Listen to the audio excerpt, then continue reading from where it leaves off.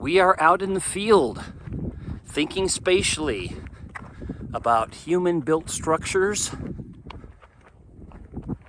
and the natural environment. Biomes, ecoregions, soils, landforms, climate, water, and much more.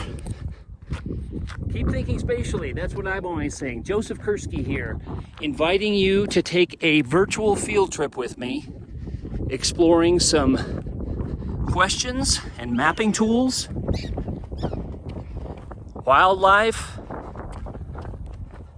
and much more.